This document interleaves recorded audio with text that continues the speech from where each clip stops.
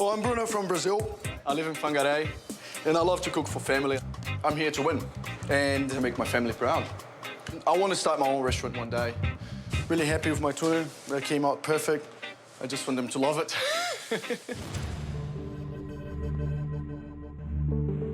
Why do you want to be a chef? I want to cook for my own customers. I want to own my restaurant one day. Do you think you're hard enough? Absolutely.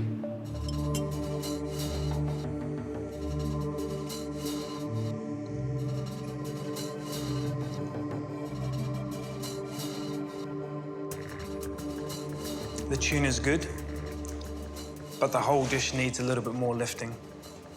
It's missing something. Okay. Is he going to sing to me?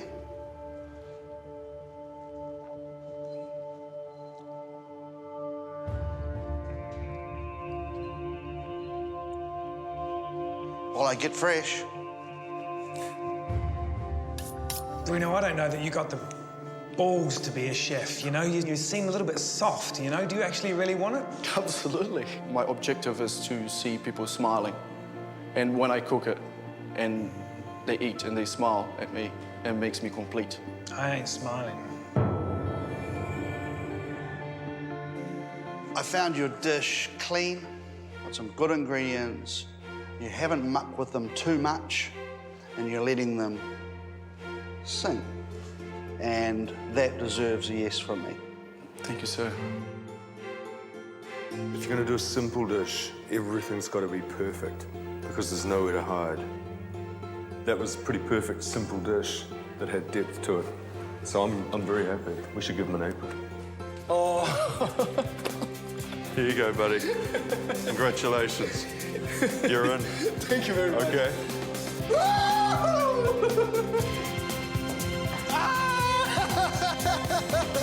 There's no shortage of enthusiasm in the kitchen. But is enthusiasm enough to convince the judges? My name is Frank, and I come from Wellington. My friend, she said, oh, it's so good. You should go to MasterChef with this dish. And then I said, OK, I'll give it a try if you like it. Wow, nice. This is rabbit with leeks over cauliflower puree. Feeling very nervous. Very, very nervous. Now, what are these? I'm intrigued by these little... What are these? They're called wolfberries. What do you use them for? In China, we say it's good for manpower. And how spicy? Not very spicy. Not too spicy. Yeah, anything a little bit spicy. That's spicy. That's spicy. Okay. Huh? I like the rabbit, but the rabbit's slightly lost. Oh, there's some heat there. Yeah.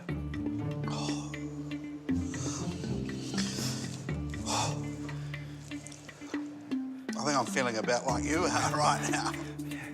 It's well seasoned. I like all the flavours. I think there's too much cauliflower puree, but I think it's quite clever. Can you cook anything else? Yeah. Like what? Passion fruit cheesecake. Pasta, ravioli, Tell me how you make the pasta dough. flour, cold butter out of the fridge, eggs, add milk to make it a little bit soft, and then... Stop. I'm sorry, it's a no from me. That's not how you make ravioli. You're completely off track. No, it's a no. Sorry. You said you could cook ravioli. Have you ever heard ravioli pasta dough with butter and milk? No. He was trying to pull the wool over our eyes. There's lots of creativity on display in the kitchen, but sometimes creativity can be a risky business. I'm making our salmon mousse here. Then on top, I've got 2 savoury jellies with a baked salmon wafer on the side. I've devised this recipe from scratch, which I'm quite proud of, but it is risky. Chips and dips? Not quite. Is this a MasterChef dip? It's a MasterChef dip. Is that smoked salmon? Yep. It's burnt. You can't cook it that much. It's not smoked salmon anymore. I don't know quite what it is, but we're from Hamilton, Cape. We can do better than that. For me, that is not a MasterChef dish. It's ill-conceived, and I'm afraid it's a no from me. Harsh, considering I've tried this out on friends and family who rave about it. I'm doing a dish that's called chili con queen. It's an interpretation of a classic chili con carne. You know, if I came round to your place and you served that up, I'd think it was absolutely fantastic. Essentially, you've done something quite basic. Yes. And for me, it would be a no. But Okay. I tell you what, this is the best chili con queen I've tried. Got to give you that. Thank you. The lamb is supposed to be the star of this dish, but I think the potato is probably the best thing about the dish. Pumpkin's cold. Your monkfish, as you say, is a little undercooked. So for me, it's a no. Nice home cooking, but for me, it's not MasterChef. They're finding out just how hard the competition can be. So can a Remuera housewife win the judges' hearts? My name is Alex Landon Lane. I have a dream of opening a very boutique little B&B with an emphasis on fine food. So I'm here to learn the fine food bit. It's like a garden of seafood. Looks fantastic. Where did you learn to cook? I've been cooking probably all my life. My granddad was a merchant marine, collected recipes all around the world.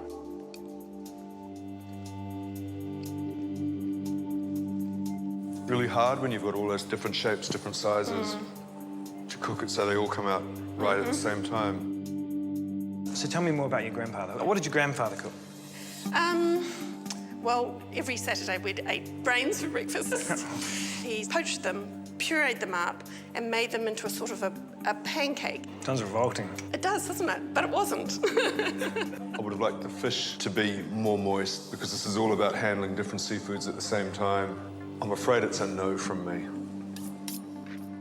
Where do you live? Do you live close by? Yes. Here's the deal. Back here within 2 hours on that podium, some brains for us to try. Oh, no. If you can deliver me the pikelets, pureed, you said, and I actually like them, I'll give you a yes. All right. Time starts now. Oh, my God, Grandad, where are you? At the MasterChef auditions, the contestants hail from all around the globe. The next hopeful comes from the island of Mauritius, off the coast of Africa. I'm excited, I'm scared, I'm nervous, I'm like everything at once. And her cuisine is just as exotic. No chip and dip here, guys. Tell me about it. Okay, my culture is Mauritian, and it's all about having gajak when you go to someone's house. And gajak is basically translated into snack. You don't do chippy dip. That's just like rude. I've come over to your house and you serve me chippy dip? Like, come on. You cook food and you cook it with love.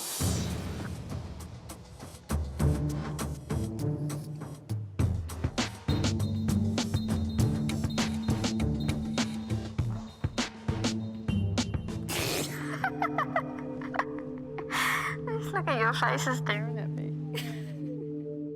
I do feel the love. I'm not going to ruin your fantastic day, so I'm going to give you a yes. Oh. Nothing on that plate really worries me. It's you that worry me. I'm going to give you the chance to cook a little bit more, and I'm going to give you a yes. Let's go. Can I just give you a cuddle? Of course you can.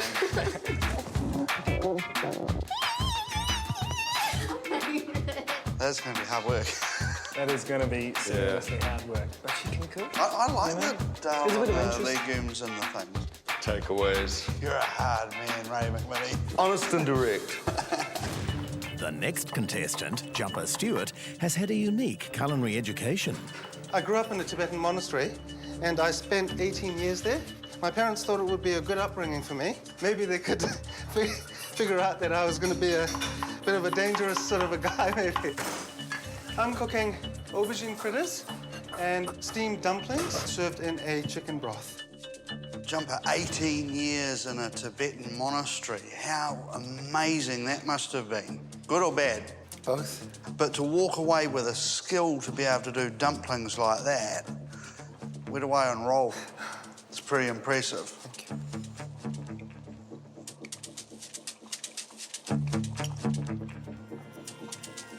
How do they say hallelujah in a Tibetan monastery?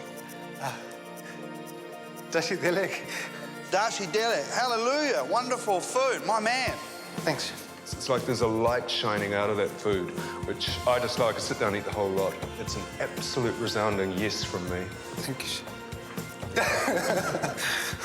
Thank you. Well done, my man. Thank you. I've been cooking all my life, and this is the best recognition that I've ever got.